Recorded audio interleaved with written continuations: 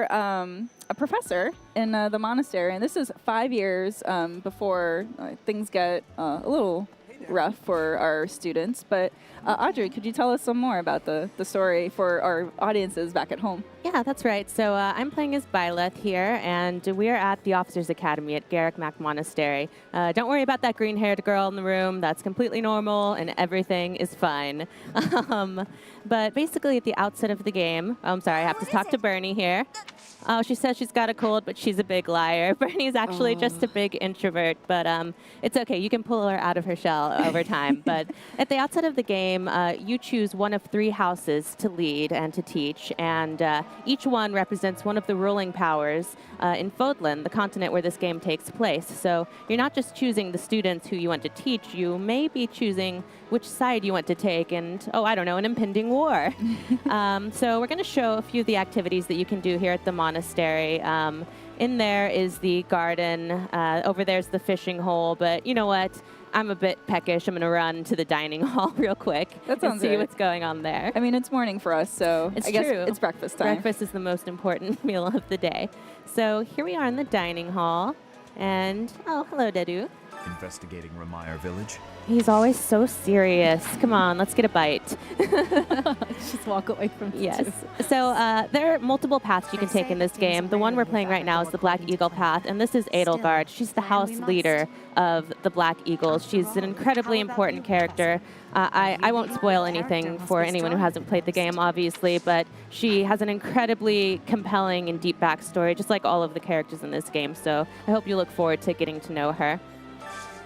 But I'm going to jump here, and let's see. Petra looks like she really wants to get in on this meal. That's going to raise her motivation. She's got that giant happy face, so like, I'm ready. Let's go for this. And then it's a professor in Night Mixer, so I'm also going to invite Manuela to the party. And we're going to chow down. And one of the really cool things about the monastery activities is that not only is it really fun to interact with all of these characters like never before in a Fire Emblem game, everything you do has an effect on your game. You can see that dining with Petra increased her motivation. That's going to allow me to do more with her when we're in the tutoring phase. It also gave me more points so that my professor level went up. And having a higher professor level means that you have more activity points, more battles you can do, and you get more gold to spend on those all-important vulneraries. Nice. And look, I completed a quest along the way, so we're doing pretty well here. Nicely done. Yeah. Got that off the checklist. Yep. Oh, and there's Raphael. I can't run by Raphael without saying hi. I love this guy. He's a big sweetheart. He actually has a really tragic backstory, but you wouldn't know it by his great attitude and his wonderfully ill-fitting shirt. Yeah, he's just ripping out of that shirt. He can't help it. His muscles want to be free. And he's worried because he ate too much fish recently, and so now he's worried he'll never want to eat it again. These are really, really big problems in the academy phase of this game.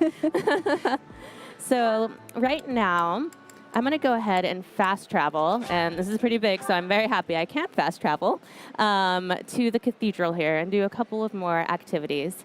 And as I said, not only is it great to be able to interact with your students and actually run around in a Fire Emblem world, run around these wonderful environments, but everything you do has a practical effect in battle. So all of the things, all of the time you're spending here in the monastery is going to go back and help you in battle, which is still the core of this game. Yeah, 'cause, like, speaking about like just the environments, it's like there's so much detail. It's such an expansive world to explore, so you'll definitely spend a lot of time not only in battles, but also exploring this monastery world.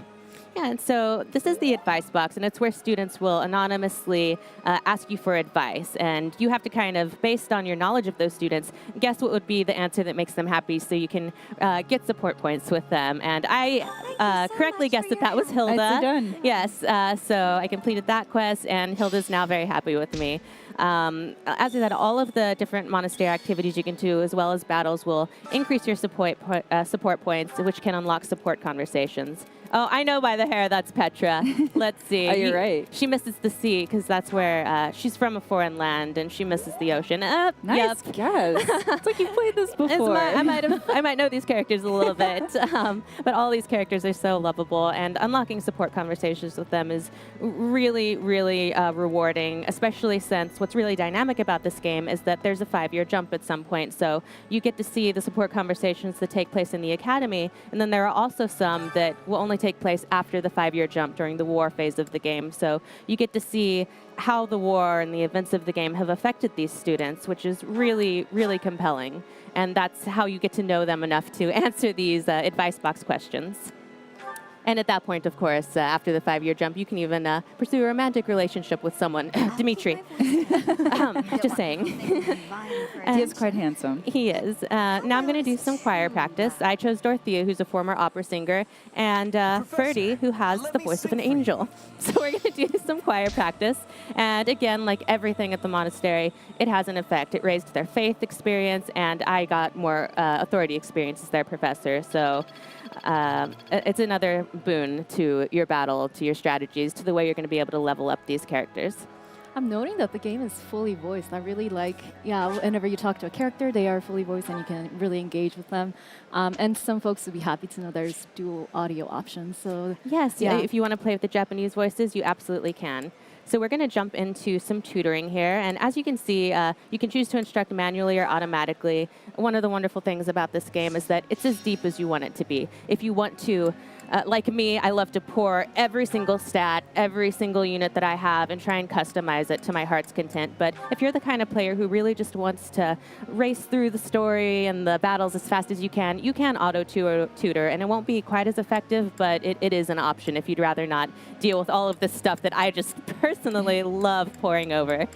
So for Linhart here, as you can see, I've set a custom focus for him. You can choose some predetermined skill goals for him, but I really want to make him a cavalier. I need more movement on my team. So I'm going to try and increase his lance and riding skills. Oh, he didn't do so well. I could critique him, but I'm going to play Mr. Nice Guy. It's like good call, bad cop. Like, which one are you going to do? And that was the right call for him. He doesn't respond to critique very well, so... Let's see. He's still got a bit of... he did really well. Good job. And he leveled up in Lance. Nice. So we'll check in a bit, but he just might have enough of that skill to be able to change class. We'll just have to see. Yeah, good job, Linny. I'm very, very proud of you. Aww. And then, he's still got a little bit of motivation. So let's go ahead and work on your horsemanship. We leveled up as well. Nice. Skill level up. All right. Things are going well for Linny. And then let's also... check in on Ferdy. He also has a custom focus here. I want to make him a brigand, mostly because I think he would hate the outfit, so I kind of want to force him into it. That's vicious. And another skill level up. He's doing really well here. As I said, I've been very focused on getting all of these skills up to the level they need to get the classes that I want. It's very good to point out that, like, there's each character has a specific affinity for a class, but you can dictate how you want to play it, just the way that you want to play it. Right, so they fit sort of the synergy of the rest of your army and how you like to play. Exactly. It's dependent on strategy, or it's even dependent on the way that you want to play. Absolutely. Professor. Oh, and as you can see, some of your students can actually ask you if they want to update their goals, and you can choose to go with what they're looking to grow in, or just force them to become an archer if you want them to be an archer. Here, I'm going to leave Ignatz the way he was, just because I really want him to continue down that path. And actually, sometimes if you force a student into territory they're uncomfortable with, unfamiliar with, they'll actually grow exponentially in ways that they couldn't have foreseen. See, I'm always forced her out of her shell. It's good for her. She needs to grow and meet people. She's a wonderful young lady. She needs some fresh air. Yes, I she does. And they did pretty well together. All right, and then you can see, again, you can pour over all of the screen. I'm going to skip through it just so that we can move along here, but I would normally be looking at every single stat and seeing how my team has grown. Knowing how you've played past Fire Emblem games, I can vouch for that. All right, so now that we've gotten some good skill level ups, I'm actually going to jump into the certification exams here, and that's how you change classes in this game. The really cool thing is that all characters other than character exclusive classes can become any class. So I can make Linny, yes, he has the skills that he needs. As long as you have the correct skills and they're at the correct level, you can become any class that you want. So he's at those skill levels, and so I can finally make him a Cavalier. Nice. If he wasn't quite at those skill levels, I could still try the certification exam. I was at 100% chance of passing. If it was a little bit lower, it would have been a bit of a gamble. It might not have worked out for me. I personally like to kind of wait to make sure it's a sure thing. I don't like to waste my seals, but you can roll the dice if you like. It's up to you. And yes, I would like you to change into that class. Yeah, and I do like that once you pass the certification exam for a certain job class, you don't have to keep using seals if you want to switch back and forth. Absolutely. So let's go ahead and make Freddie a brigand as well. He's going to love the outfit. He'll learn to love it. Oh. Yes. Oh, look at that. Look at him styling and profiling. He looks proud of himself. Yeah. Go ahead and, yeah, let's keep you that way, Freddie. All right, so that was pretty successful. Let's go ahead and let's jump into a battle. Or no, you know what? Let's do a seminar. Change my mind. Seminars are a way where you can learn from some of the other professors or faculty at the Officers Academy. Like here, Sisateth is really good at lance skills. So if I want to continue to grow Linny in that direction, I can have him attend one of Siteth's seminars, and his lance skills will improve. Oh, nice. It's very interesting that not only are you interacting with the students, but you're also interacting with the staff as well, and building those relationships and understanding or learning their personalities as well. Because like just earlier, you were having breakfast with Manuelo, who happens to be a faculty member within the monastery. No, there are so many student characters in this game, and they each have such a depth. It's really a delight to get to know all of them throughout the course of the game. Oh, and it's the Holy Kingdom of Fargus Founding Day today, and there's a special dish. I really want to eat there, but I'm going to jump ahead so that we can get a look at some neat battle. All right. One step before the next. My students are doing so well. I'm so proud of them. I love seeing that level of it. Yes. As a teacher and a professor, it is satisfying. Oh, and it's Marianne's birthday, and she's a sweetheart, so I'm going to go ahead and buy her flowers. And as you see, I got support points for that, so good job all around. I'm the favorite teacher, let's be honest. I do like that you get to interact with students in the other houses too, regardless of the house you initially choose. Yeah. There's that option to interact with them, possibly recruit them. Yeah, if that's you a great plan point. So you're well. not just stuck within the students that are particular to a house. You could always recruit them over to the house that you're currently following. Mm-hmm. Yeah, and along those lines, I'm about to do a paralog battle that requires Raphael and Ignatz to take part in it. And Raphael and Ignatz are not actually Black Eagle students. They're both from the Golden Deer, but I loved them so much during my Golden Deer playthrough. I couldn't bear the thought of going on without them, so I acquired the skills as a professor that they wanted to grow in. And since I was able to do that, I was able to recruit them. And because I recruited them, I was able to access this paralog. I otherwise wouldn't have been able to play. So I'm skipping right past this story moment here so that players can enjoy it at home. But basically what's happening is that Ignatz and Raphael are from a merchant families, and merchants are being attacked in the Alliance. So they want us to go and help them. And of course we're going to go help them. It's We're very heroes noble after all. deed, yes. Yes. Doesn't make any. Agreed. Now you're gonna go.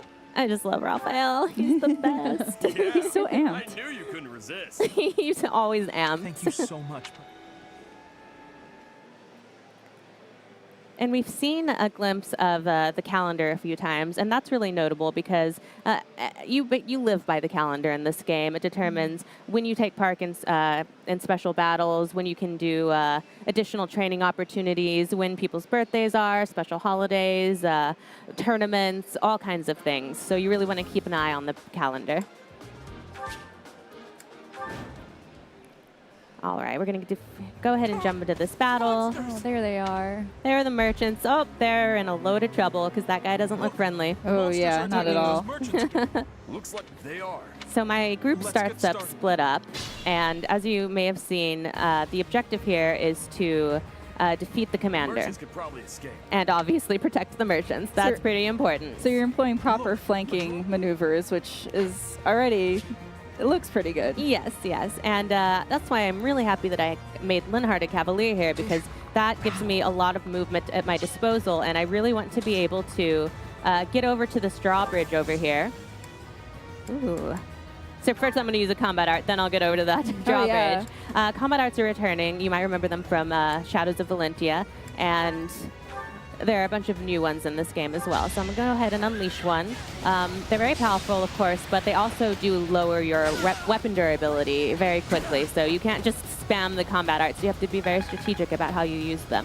That is very good to point out. Oh, he lost a lot of health there. We might get to Need some see reinforcements. Lenny die. Oh, we'll no. see what happens. Oh, no. And because he is a mounted unit, he can move again after attacking. So I can just kind of scoot him away from those enemies, perhaps. Stay focused. Teacher to the rescue. Yes. Hands off my students. I do love like these battle sequences that it's not just between the opponent and your character. There's like action and battle happening, so it adds that immersion to what's happening on the field. Absolutely. And there's my archer. It's always important to have a good archer on your team. And Ignatz is the best in the business. All right. So I think Linhart's covered pretty well. He looks like he's going to be safe, so I can go ahead and start scooting Hubert and Bernie over this way. She made it out of her room. She again. did. I'm so proud of her. I'm forcing her out of her room. But well, what I'm trying to do with Linhart is to move him over to this drawbridge, because if I lower that drawbridge, then I can get these merchants away from this really mean-looking giant wolf over here. Wow. He's going to scoot his way closer and closer to them, and I don't want that to happen. So let's do our best to prevent that. Meanwhile, while we're doing that over on the left side, here on the right side, I'm going to try and inch closer to the commander so that we can maybe take him down before he causes any more mischief. Start whittling down their forces. Yes. And so I like to watch all of the battle animations because they're really beautiful. And as you can see, they actually zoom in on where you are on the map. It doesn't just take you to kind of a generic location, which is really cool. But for the sake of time, I'm going to try and force myself to skip the animations. It's painful, but I'll go ahead and try and do that. Well, the folks at home, luckily this game is going to come out soon, so the folks at home will be able to experience this on their own and get through all of these, meet all these characters, experience all these battles, and dictate how they want to play. I do like Audrey's point, the camera zooms in when you engage an enemy, and the 3D environments of the map. I like the fact that you can adjust the camera angle too. Like if you like the overhead view like traditional Fire Emblem, or if you want to like explore the environment a little bit, make it a little bit more scenic. Yeah, that's something that's always been a real great thing about the Fire Emblem series, is that you can customize your battle to your heart's content. You can decide to skip animations, turn them on, off, all kinds of things. So like I said, I love just watching all of those things, but you really don't have to if you'd rather just get right to it. Yeah. Good job, Hubert. Well done. Let's see. I think that's the best we can do. Oh, look at that. That actually unleashed a gambit. So as you can see, those guys behind Bernadetta, those are her battalion who I've assigned to her. And because I've assigned them to her, she was able to use their gambits, which did her really well here. Was able to defeat that enemy. Yeah, so, she got a crit in that one too. And it never would have happened if she hadn't left her room. So proud. Yes, another gambit. Nice. Wow. We might just save these merchants after all. And I leveled up. Such power. Truly amazing. If I don't say so myself, truly amazing. Yes. Indeed. Huh? It worked out.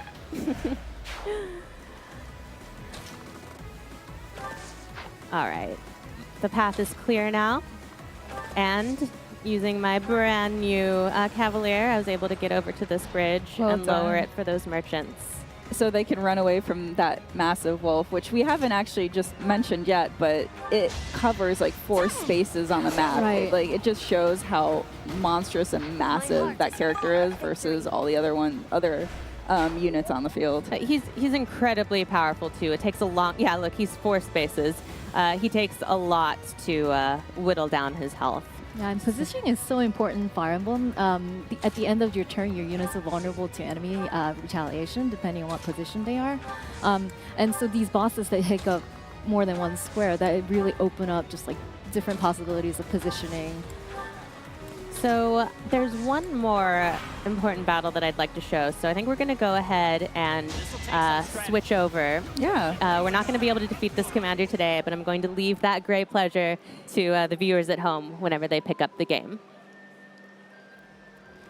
So we're going to jump right into a story battle right now. And I jumped into a bookmark here, and so I've already gone through quite a bit. I'll just run through my strategy so far. We started off over here, and as you can see, this is a real labyrinth here. So I splitted my units in half. I sent my mounted units who have higher movement over this way so that they can kind of go through there and figure things out, while my more powerful units went over here where there were a lot more enemies and a lot of traps. So now we're over here. We've opened these doors, and my mounted units have made their way through this maze. So we're in a pretty good spot, I think. And still deploying a flanking maneuver because you have them on both sides.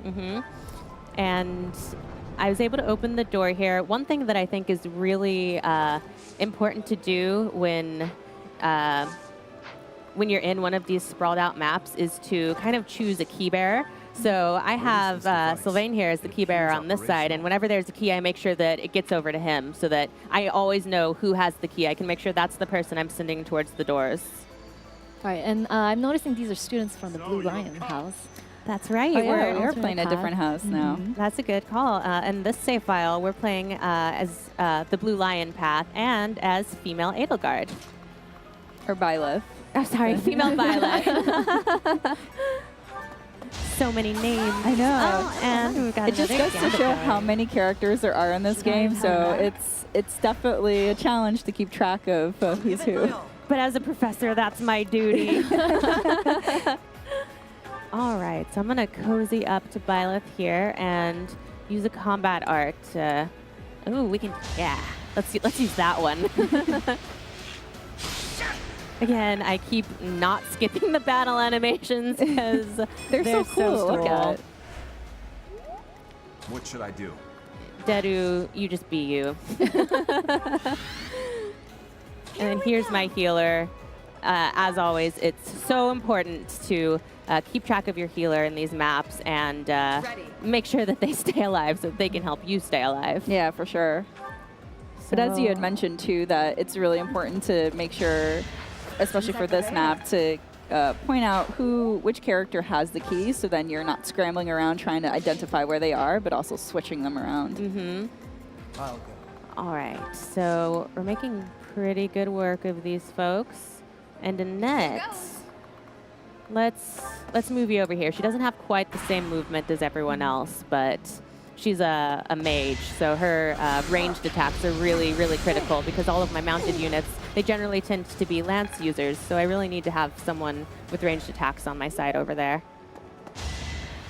That's how it goes. And I don't know if you're able to see it, but some of our students here, including Byleth, have Heroes Relics, and those are very special weapons that you can only use if you have the associated crest. And crests are of incredible importance in this world. They determine your status and power. They're passed down through bloodlines, and so whether you get a crest and which crest you have really determines your position in this world. And maybe not everybody's super happy with that system. I must steel myself. I'm just loving how Ash is able to attack those enemies across the wall. Like, yeah, we're able to take them down without putting ourselves in too much danger, Right. which is really nice. Oh, my battalion leveled up. All right, Ash, you did well. Now you get to forge on ahead. Proceed with caution. I shall, Dedu. I promise. I think... How are you doing, Dedu? I'm going to heal you. Yeah, let's go ahead and heal Dedu.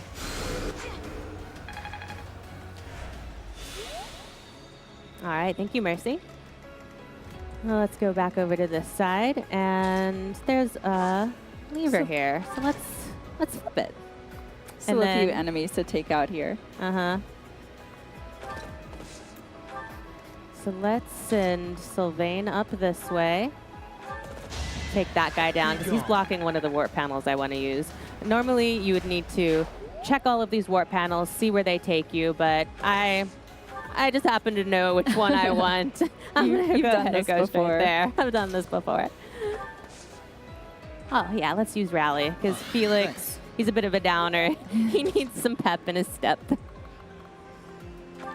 And then we're all going to move closer to this warp panel, which is going to take us where we need to be to get closer to the Death Knight, who sounds really friendly, doesn't he? Yeah. If we have time, we're going to go and try and say hello to him. Yeah, I'm not so sure if the title Death Knight is, right? Yeah, his mother should have thought twice before naming him Death Knight, maybe. So just to reiterate to the folks at home that are just tuning in, this is Fire Emblem Three Houses, where you play as a professor to basically encourage students and just prep them up. You can play however you want. There's a lot of depth in this game. There's a really deep narrative story. All of these characters have their own personality.